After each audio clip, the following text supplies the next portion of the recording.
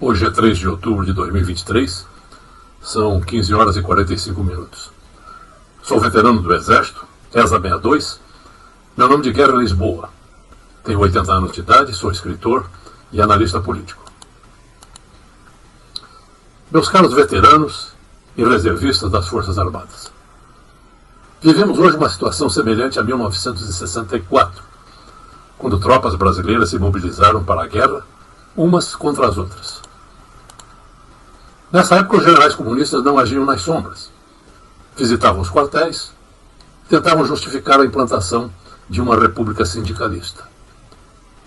Advertiam os patriotas que qualquer reação contra isso seria considerada como traição, e todo traidor seria combatido.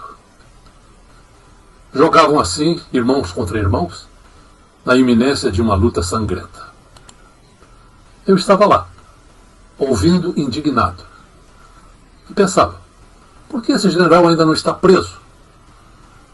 Eu não podia fazer nada e talvez o meu comandante também não pudesse.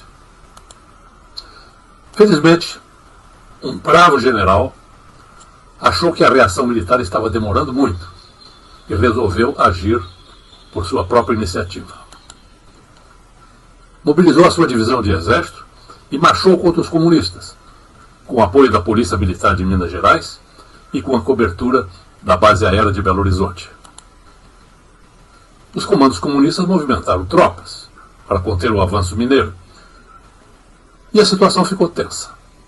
Será que brasileiros vão atirar contra brasileiros? Aí começou a ação dos veteranos. Vários generais veteranos percorreram as unidades em marcha e fizeram prevalecer a honra do juramento militar. Milhares de veteranos e reservistas se apresentaram voluntariamente nos quartéis para repelir o comunismo. Polícias militares de vários estados aderiram ao movimento patriótico e entraram em ordem de combate em apoio às Forças Armadas. Enfim, o clamor do povo chegou aos quartéis. O comunismo foi vencido e foi mantida a liberdade, a lei e a ordem no país. Prevaleceu a fraternidade e o espírito patriótico dos militares brasileiros. O sangue verde e amarelo jamais se voltará contra o Brasil. Destituíram os comandos comunistas, prenderam os traidores civis e militares, e ninguém jamais tomaria o poder à custa do sangue brasileiro. Estamos hoje diante de uma iminente guerra civil e nossas tropas estão inertes, quando já deveriam estar em ordem de marcha. A ação dos veteranos é decisiva agora, como foi em 1964. Temos que manter as tropas unidas e dedicadas ao serviço da pátria. Generais comunistas do alto comando das Forças Armadas amotinaram-se e entregaram o poder aos comunistas. Como em 1964, dependem da adesão das tropas. Até agora, nenhum general ou coronel em posição de comando se manifestou contra a traição dos amotinados. Reina silêncio em todas as colunas. Sabemos que as tropas continuam fiéis à pátria e ao povo brasileiro, mas como bons soldados, esperam pelos bons comandantes. Os militares patriotas de carreira, de sargento a coronel, estão apreensivos. Temem receber as ordens que não vão cumprir se forem contra o seu juramento à bandeira. Os comandos são intimidados. Civis prendem militares da ativa, de alta patente, sem motivo e com a conivência do alto comando. Rasgaram o Estatuto dos Militares. As Forças Armadas são humilhadas por um ladrão com orgasmo ideológico. A dignidade militar foi ofendida. Perdeu-se a reverência e o respeito do povo pela farda brasileira. O povo considera todo militar como traidor e está perdendo as esperanças. Mas nós conhecemos o valor militar. Sabemos que o seu juramento ainda pulsa no seu peito varonil. Caros veteranos, qual é a nossa missão. Vamos nos reunir, acionar os clubes militares e as associações de veteranos e da reserva, e vamos levar a nossa representação aos quartéis, levar aos comandos o clamor do povo. Seremos o elo de ligação entre os comandos, os mensageiros da união, da harmonia e da fraternidade, o despertar da consciência do dever. Nosso argumento levará à visão da verdade. O alto comando atual é um antro de amotinados. Não tem legitimidade para exigir obediência hierárquica ou para o exercício do comando. É um comando formado por indivíduos perjuros, fruto de um falso juramento perante a bandeira nacional. A perfídia é o maior crime entre os militares. Reagir contra esses falsos comandos não é insurreição. Destituir e prender amotinados não é rebelião, é dever, é moralização, é afirmação de dignidade, é limpeza, é segurança nacional, é exemplo para o futuro. Vamos cobrar posições e ligar os comandos. Vamos exigir a retomada da hierarquia e da disciplina. Onde está o braço forte? Onde está a mão amiga? Onde estão os bravos guardiões dos verdes mares de norte a sul? Onde estão os ícaros verde-amarelos com suas patrióticas asas que protegem o Brasil? Vamos honrar a memória de Caxias, de Tamandaré, de Santos Dumont e de Tiradentes, nossos heróicos patronos militares. Vamos lembrar aos militares que o seu amor à farda é a nossa esperança, nossa garantia de paz, a segurança e o futuro dos nossos filhos e netos, a tranquilidade e até o desenvolvimento da nação. É inadmissível que as Forças Armadas continuem a marchar sob o comando de traidores que se aliaram aos inimigos. É inadmissível que as nossas Forças Armadas se rendam sem luta a homens maus, eivados de uma ideologia funesta. Irmãos veteranos, irmãos da reserva, estamos em ordem de marcha. Vamos à luta com os nossos clubes e associações militares. A pátria não se salva por si mesma na omissão dos indecisos. A salvação do Brasil está na ação dos bravos. Vamos mostrar ao mundo que o Brasil será o que o povo brasileiro decidir que seja. Ponto final. Vamos à luta. Mostrando em vídeos notícias de utilidades públicas. 19 de março de 1964. Milhares de pessoas saíram em passeata pelas ruas de São Paulo para protestar contra as reformas de base propostas pelo governo João Goulart, que, segundo a oposição e representantes da Igreja Católica, transformariam o Brasil num país comunista e ateu. Sou testemunha viva sobre o dia 31 de março de 1964. A história verdadeira sobre a intervenção militar. Eu era um menino e ouvia todas as notícias do Brasil e do mundo através de um rádio de pilha. Apenas um menino, já estudante no primário. Sou testemunha viva de uma geração de ouro. Essa data histórica, 31 de março de 1964, quando os militares assumiram o poder para salvar a nossa pátria contra o socialismo ou comunismo. Antes de 31 de março de 1964, o Brasil estava em perigo através de um rádio de pilha sobre as notícias.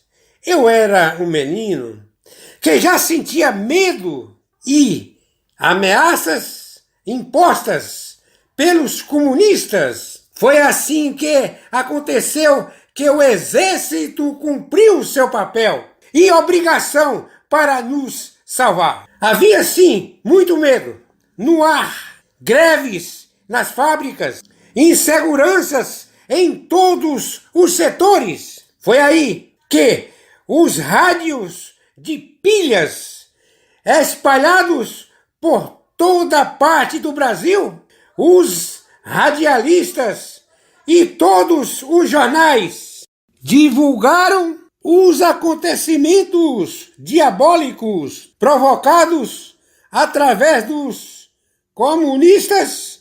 Tentaram praticar um golpe e implantar no Brasil o regime comunista. O povo de verdade nas ruas, os pais, as mães, igreja, etc. O povo sentiu firmeza e lembrou que o Brasil tinha um exército nacional. Sendo assim, tudo através de um rádio de pilha. Fiquei certificado e aliviado.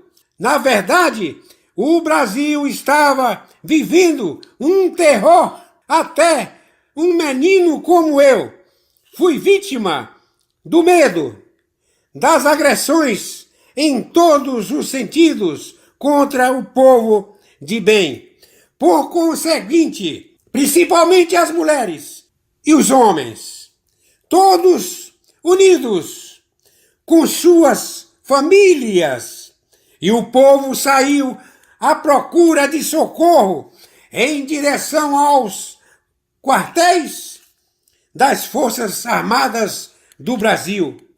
E o Exército Nacional, a pedido do povo, assumiu o poder. Não houve golpe militar, e sim intervenção dos militares.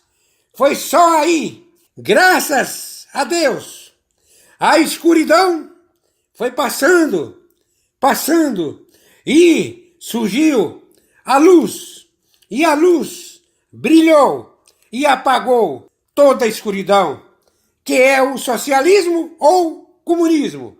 A bandeira verde e amarela retornou à nossa nação, e o medo deu lugar à confiança no futuro.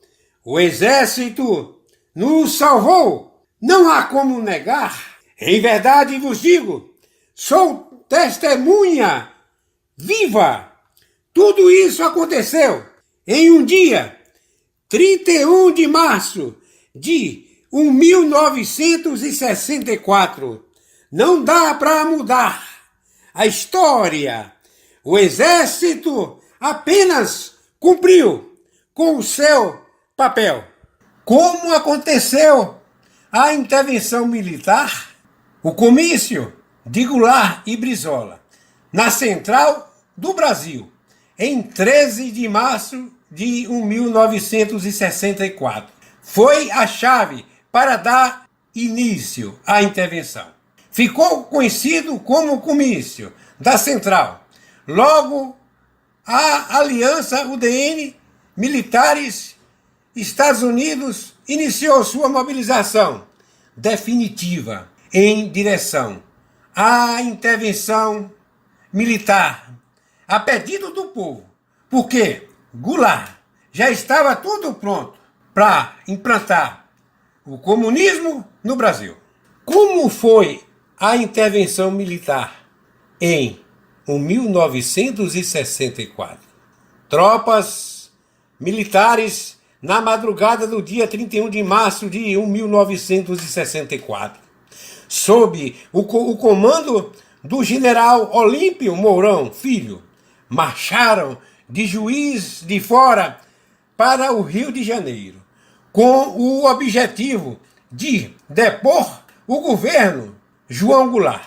O presidente encontrava-se no Rio de Janeiro quando recebeu um manifesto exigindo a sua renúncia.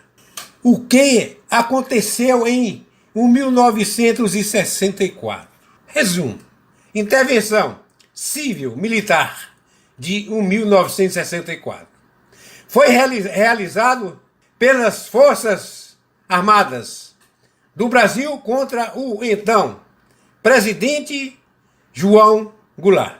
Foi deposto pela intervenção militar de 1964, liderado pelo alto escalão do Exército. As reformas de base propostas por Jango, mas não implementadas, moldaram o Estado brasileiro depois da redemocratização, inspirando a Constituição Brasileira de 1988.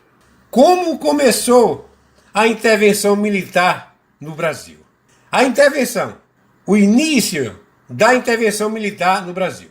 No dia 31 de março de 1964, tanques do Exército foram enviados ao Rio de Janeiro, onde estava o presidente Jango. 3 dias depois, João Goulart partiu para o exílio, no Uruguai, e uma junta militar assumiu o poder do Brasil.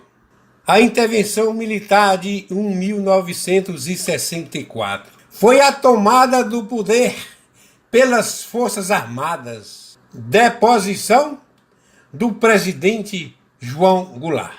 A fundamentação verdadeira usada foi a possibilidade de Goulart transformar o Brasil num país comunista.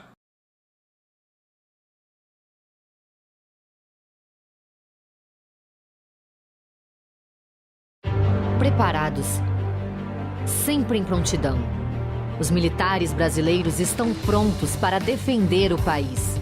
Integrando as ações das Forças Armadas, o Ministério da Defesa garante a soberania nacional, promove inovação tecnológica e, nos momentos críticos, assegura a assistência que o país precisa. Ministério da Defesa, 22 anos integrando forças pelo Brasil.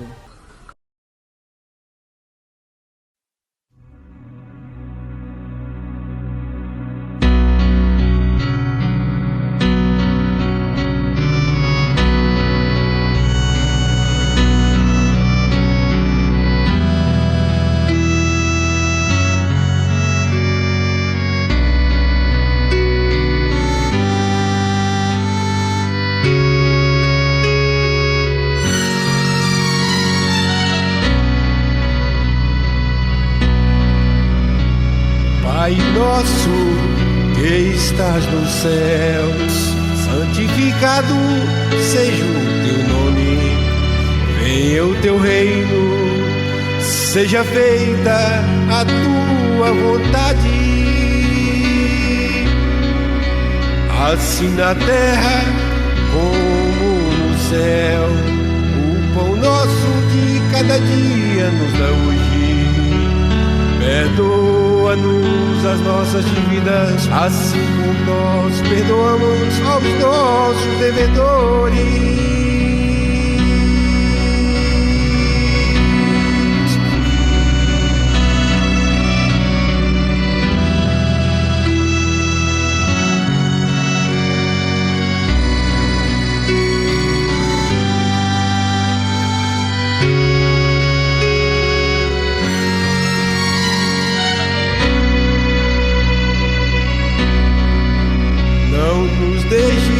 Cair em tentação, mas livra-nos do mal, porque teu é o reino e o poder e a glória para sempre. Amém.